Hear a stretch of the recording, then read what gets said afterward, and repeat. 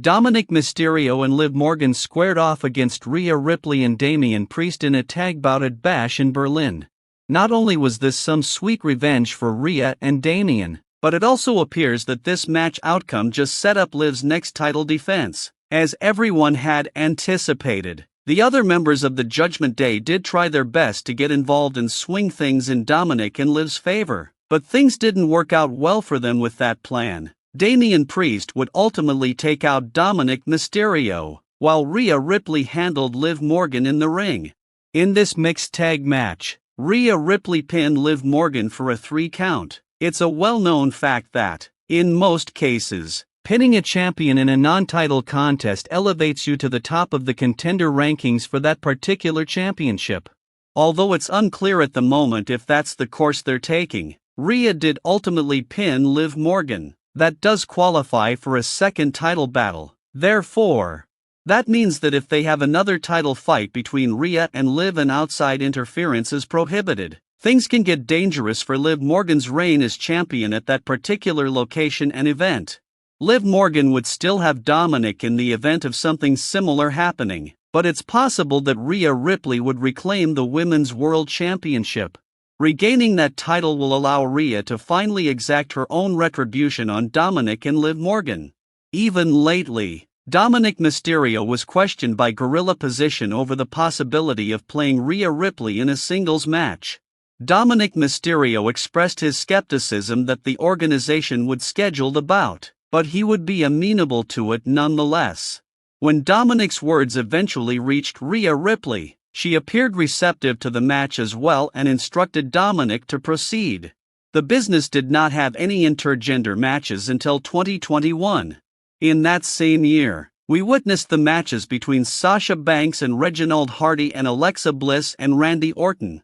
Since then, they haven't really undertaken any significant intergender matches, but if they do, fans will undoubtedly be very intrigued in seeing Dominik Mysterio take on Rhea Ripley. Fans would still like it even if it was entirely one-sided and Rhea was simply washing the floor with Dominik, but even Dominik expressed that he couldn't see the fight getting booked. Regarding the Judgment Day and the Terror Twins' upcoming bout, it appears like Rhea Ripley is due for another title match after defeating Liv Morgan at Bash in Berlin. Therefore, we could be able to witness more developments in the romance between Rhea and Liv in the upcoming weeks. It was rather evident what Dominik Mysterio wanted to accomplish next. In order to match titles with Liv Morgan, Dominik stated that he intends to win some championship gold for himself.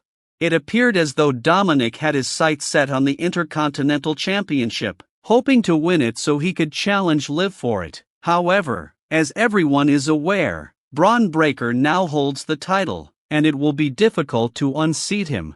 Therefore, it will undoubtedly require a lot of cheating if Dominik wants the title to even have a chance of taking it away from Braun Breaker. Therefore, even though Dominik and Liv's ambition of becoming matched champions might not come true, we can still anticipate Dominik to at least strive to acquire some gold. Regarding Damian Priest, it appears that his opponents will remain on the Judgment Day, but he will now take on Finn Balor. Since Finn was the one who first cost Damian Priest the world title, they cannot allow Damian to pass from the Judgment Day without seeing Finn Balor. Thus, it appears certain that Damian Priest and Finn Balor will square off soon. Furthermore, there are still a ton of untapped plot possibilities from the Judgment Day overall. We talked about Finn's lack of integrity and his failure to follow through on his promises last week. According to Finn, Damian and Rhea had to leave the group since they were starting to act egotistical and against the group's core principle of not having a leader or ruler.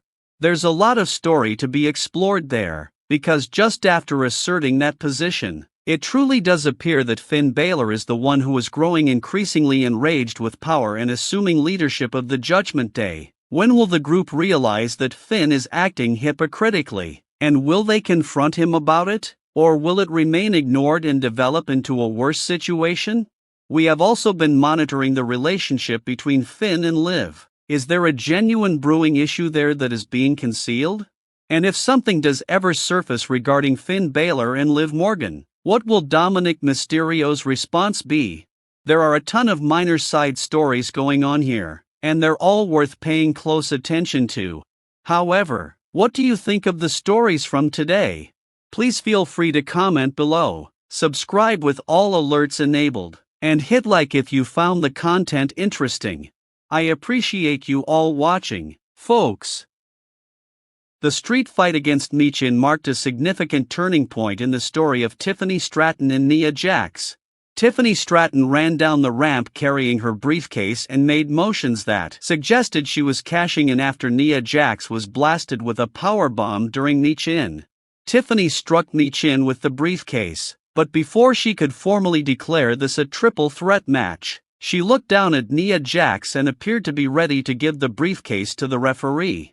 Tiffany is about to make a decision when she looks down at Nia once more. Nia looks up at Tiffany and asks her what she's doing. Tiffany chooses not to cash in and instead launches an attack on Michin, but Bayley saves the day with her big return in her first appearance on television since SummerSlam.